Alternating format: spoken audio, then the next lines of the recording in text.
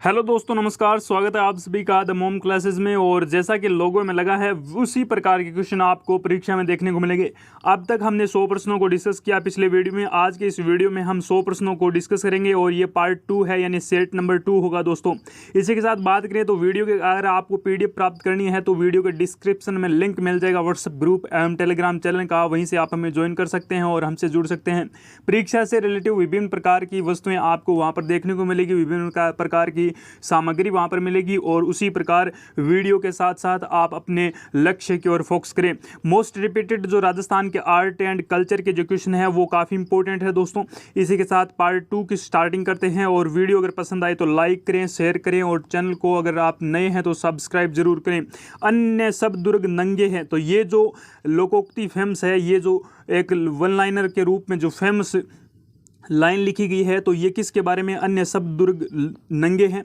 तो रणथंभौर जो दुर्ग है सवाई माधोपुर में स्थित है और 7 पहाड़ियों से घिरे होने के कारण अबुल फजल ने इसे कहा कि अन्य सब दुर्ग नंगे हैं, परंतु यह दुर्ग बख्तरबंद है। तो अब आपको ये बताना है कि इस दुर्ग के बारे में किसने कहा है कि कुफ्र का गढ़ अब इस्लाम का घर हो गया, वो आपको लिखना है कमेंट बॉक्स में दोस्तों। भवाई नृत्य के जन्मदाता है, तो दोस्तों भवाई नृत्य के जो जन्मदाता है वो बागाजी को माना जाता है। काफ़ी इंपॉर्टेंट ये भी क्वेश्चन रहेगा दोस्तों। इसी के साथ बात करें नेक्स्ट, अगला क्वेश्चन है कि प्रसिद्ध बहुरूपिया कलाकार कौन है? प्रसिद्ध बहुरूपिया कलाकार है जानकी लाल भांड, जो कि कहाँ के निवासी है। भांड से आप कॉम्बिनेशन जो मेथड है उसके अनुसार भीलवाड़ा याद रख सकते हैं।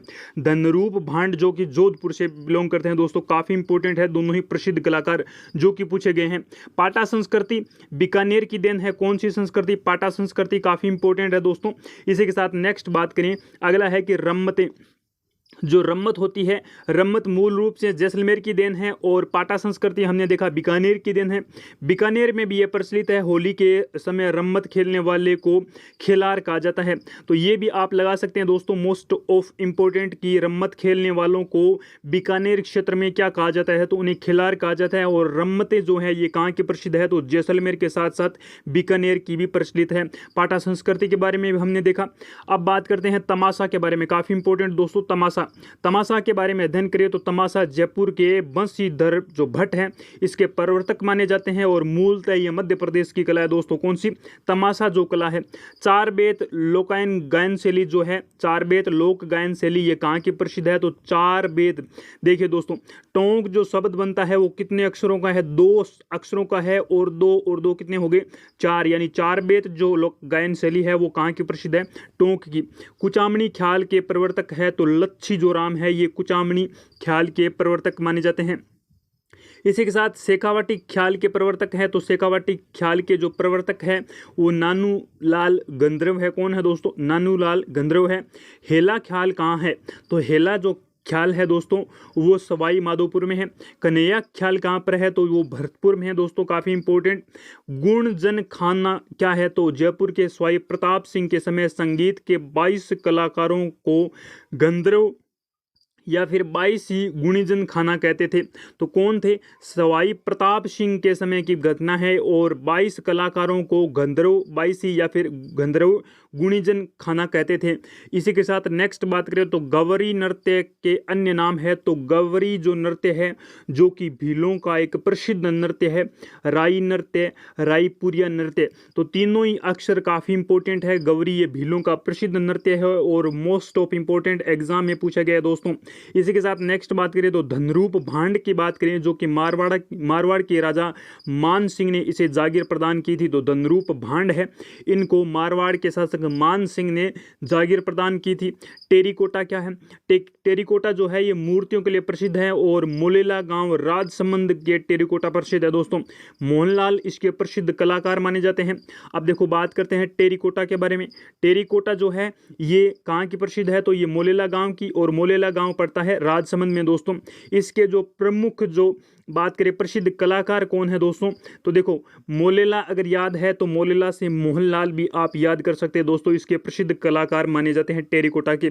अजरक प्रिंटिंग कहाँ की प्रसिद्ध है? तो ये बाड़मेर की प्रसिद्ध है। काफ़ी इंपॉर्टेंट है और कई बार एग्जाम में पूछे गए हैं। बगरू क्या है?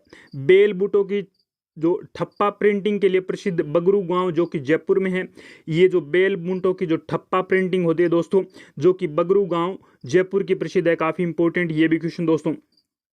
सांगानेरी छिपे क्या है, तो नामदेव जी के छिपे कहलाते हैं सांगानेरी छिपे। और सांगा जो थे, ये बात करें तो पृथ्वीराज कछुआ के पुत्र थे।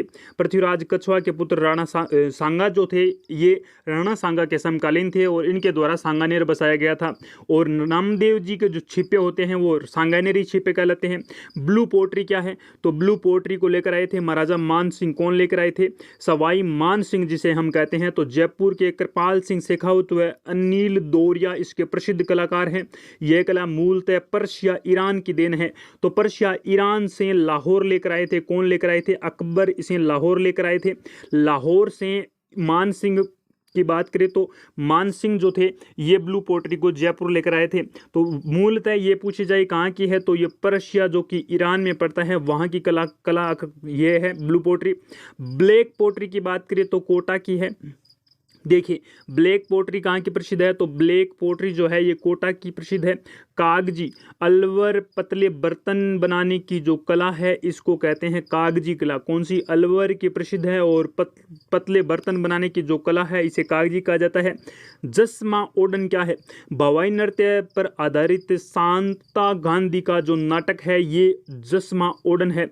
किस नृत्य पर आधारित है, तो भवाई नृत्य पर आधारित है। काफ़ी इंपॉर्टेंट। और ये शांता गांधी का एक प्रसिद्ध नाटक है जसमा ओडन। और ये पूछा गया दोस्तों।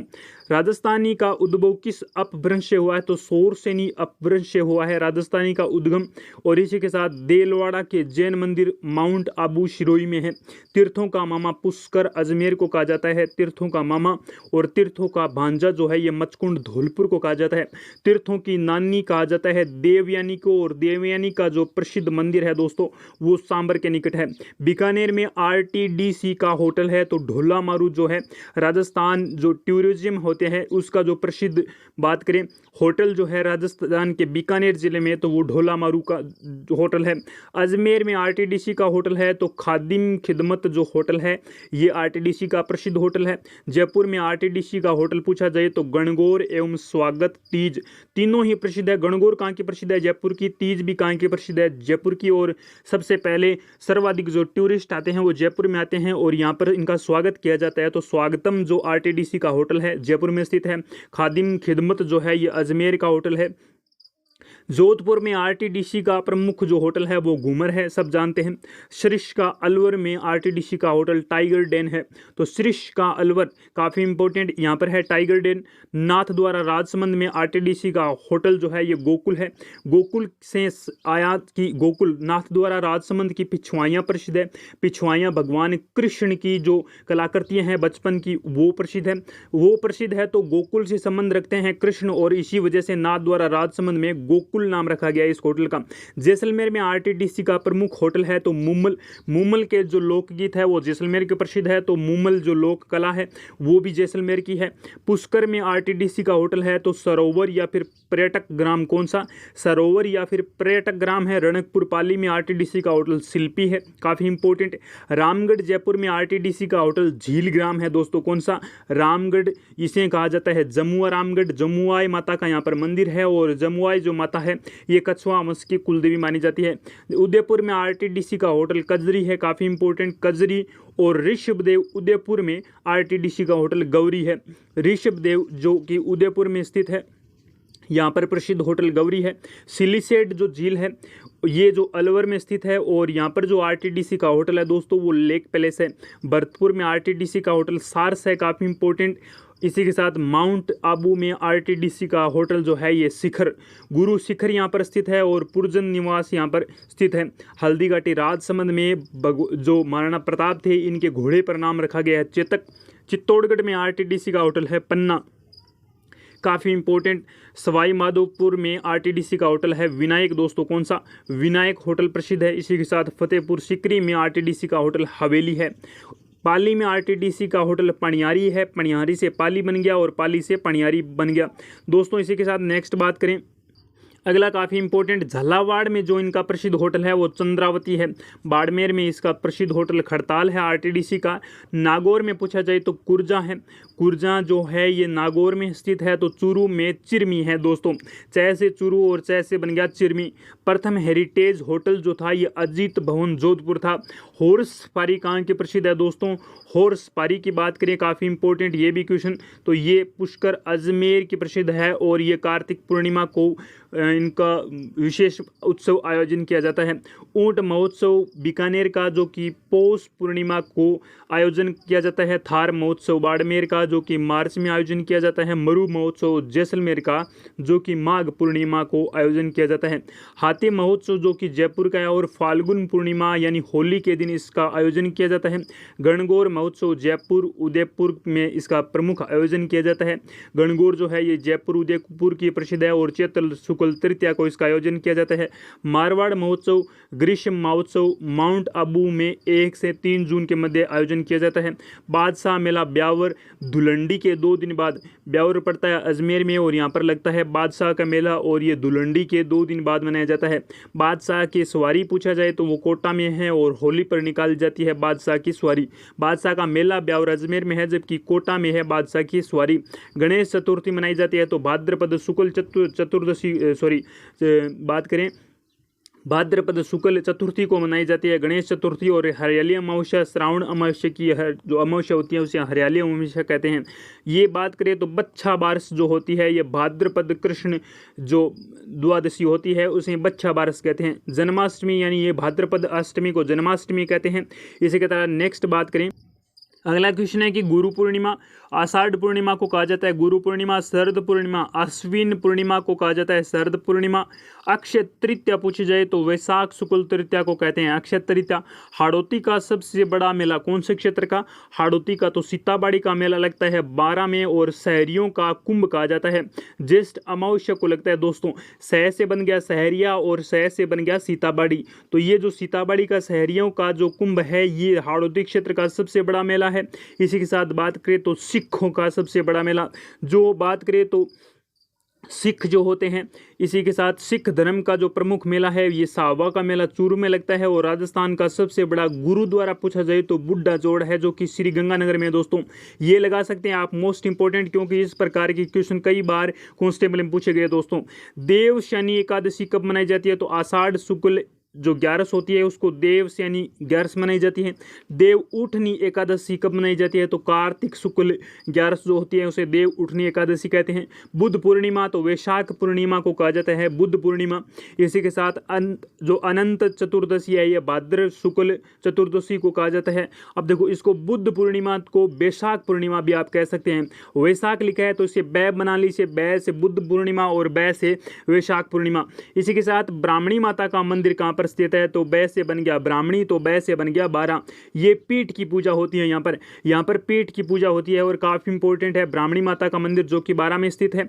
जीर्ण माता का मंदिर रेवासा धाम सिक्कर में प्रतिदिन 2.5 प्याले जो शराब चढ़ाई जाती है जीर्ण माता के, और ये काफ़ी इंपॉर्टेंट है क्योंकि जीर्ण माता जो है ये चौहानों की कुल देवी मानी जाती है। मारवाड़ी व्याकरण के रचयिता है तो रामकर्ण आसोपा जो है ये मारवाड़ी व्याकरण के रचयिता है। टाबरारी बाता के रचयिता है तो लक्ष्मी कुमार चुंडावत जो है ये टाबरारी बाता के रचयिता है। रूठी रानी के रचयिता है तो केसरी सिंह बारठ रूठी रानी के रचयिता है। राजस्थानी शब्दकोश सीताराम लाल के द्वारा लिखी गई है राजस्थानी शब्दकोश। और कानड़देव प्रबंध पूछा जाए तो कोई पद्मनाभ जो है ये कानड़देव प्रबंध जो कि जालौर के एक प्रमुख शासक थे। गंगा लहरी के रचयिता है तो पृथ्वीराज राठौड़ जो है ये गंगा लहरी के रचयिता है और इन्हीं के द्वारा वेली कृष्ण रुक्मणी वचनिका की रचना की गई जो कि गागरोन के दुर्ग में की गई। गागरोन का जो किला है ये आहू एवं काली सिंधी नदी के किनारे बसा हुआ है और ये जो किला है गागरोन का किला इसका निर्माण 2 परमार शासकों के द्वारा करवाया गया। रानी जो सती रासों के रचयिता है तो सूर्यमल मिश्रण जो है ये सती रासों के रचयिता है, काफ़ी इंपॉर्टेंट है सूर्यमल मिश्रण। खुमान रासों के रचयिता है तो खुमान जो रासो है इसके दलपति विजय है। विजयपाल रासों के रचयिता है तो नल सिंह है, कौन है? नल सिंह। हमीर रासों के रचयिता है तो सारंगदर, और इन सारंगदर को ही कहा जाता है जोधराज, और कई बार एग्जाम में जोधराज भी लिखा हुआ मिलता है दोस्तों। तो हमीर रासों के रचयिता रचता है जोधराज या फिर इन्हें कहा जाता है सारंगधर। नेक्स्ट बात करें, अगला क्वेश्चन है कि वीर विनोद की रचयिता है तो श्यामल दास है वीर विनोद की रचयिता। और इसी के साथ अगला है कि वैराग्य सागर के रचयिता है तो नागरीदास, नागरीदास जिन्हें कहा जाता है निहाल चंद। तो ये जो रचयिता है ये वैराग्य सागर के रचयिता है। हमीर महाकाव्य के रचयिता है तो नयन चंद्र सूरी जो है ये हमीर महाकाव्य के रचयिता है। सेनानी चंवरी के रचयिता है तो मेघराज मुकुल, सेनानी ये वही है। बात करें तो जो प्रसिद्ध लोकोक्ति जो प्रसिद्ध है, चूड़ावत मांग्यो सेनानी और सर काट दियो छत्राणी, यही वही सेनानी है जिन्हें हम सहेल या सलह कंवर कहते हैं दोस्तों, जो कि काफ़ी इंपॉर्टेंट है। इनकी जो रचयिता है ये मेघराज मुकुल है। कनक सुंदर के रचयिता है तो शिवचंद भरतिया जो है ये कनक चंद्र के रचयिता है। और हूँ गोरी किण पावरी के रचयिता है तो यादवेंद्र शर्मा जो चंद्र के नाम से प्रसिद्ध है। ये हूँ गोरी किण पीवरी ये इनके रचयिता है। डोला मारू दुआ जो है ये कवि कल्लोल रचयिता है। बातारी फुलवारी के रचयिता पूछा जाए तो विजयदान देता है, काफ़ी इंपॉर्टेंट। राजिया सोरठा पूछा जाए तो इसके जो रचयिता है ये कृपाराम है। मेकती काया मुलकती धरती, मेकती काया मुलकती धरती अन्नाराम सुदामा की रचना है। पग फेरो सुदी सपनों के तीर ये रचयिता मणि मधुकर है। पग फेरो एवं सुधी सपनों की तीर जो है ये मणि मधुकर के द्वारा लिखी गई है। एक बीरनी दो बींद के रचयिता और काफ़ी इंपॉर्टेंट लगा सकते हैं दोस्तों इसको, मोस्ट इंपॉर्टेंट ये श्रीनाथ जो नथमल जोशी है इनके द्वारा एक बींद दो बींदनी लिखी गई है इनके द्वारा। प्रथम चिंतामणि के रचयिता है तो प्रबंध चिंता जो चिंतामणि है इसके रचयिता मेरुतुंग है जो कि भोज परमार के राजकवि थे। सुरजन चरित्र की रचना किसके द्वारा की गई है तो कवि चंद्रशेखर के द्वारा सुरजन चरित्र की रचना की गई है। एक बार नहीं तो दो बार इस प्रश्नों को रिपीट करिए। ये जो 100 प्रश्न है इन्हीं में से एक प्रश्न आपको कला एवं संस्कृति में से मिल सकता है दोस्तों। काफ़ी ज़्यादा 500 प्रश्नों पर अध्ययन करेंगे। वीडियो के अगर आपको करनी है PDF प्राप्त तो लिंक दे रखा है वीडियो के डिस्क्रिप्शन बॉक्स में हमारे व्हाट्सएप ग्रुप एवं टेलीग्राम चैनल का, वहीं से आप हमें ज्वाइन कर सकते हैं। वीडियो अगर आपको वास्तव में पसंद आया तो अपने दोस्तों के साथ ज़रूर शेयर करें। वीडियो को एक बार नहीं दो बार नहीं लगभग आप 3 या 4 बार रिपीट करोगे तो ये चीज़ें आपको कंठस्थ याद हो जाएगी। किसी प्रकार के लिखने की और कोई ज़रूरत नहीं है, अब सिर्फ आपको रटने पर फोकस करना है और इन बातों को अपने दिमाग के अंदर सेट करना है दोस्तों। नेक्स्ट वीडियो में फिर मिलेंगे। अलविदा, goodbye, thank you, have a nice day. खुश रहें, अपने परिवारजन का ख्याल रखें, अपने लक्ष्य के प्रति सजग बने। यही मनोकामनाएं दुआएं हैं हमारी आपके साथ। थैंक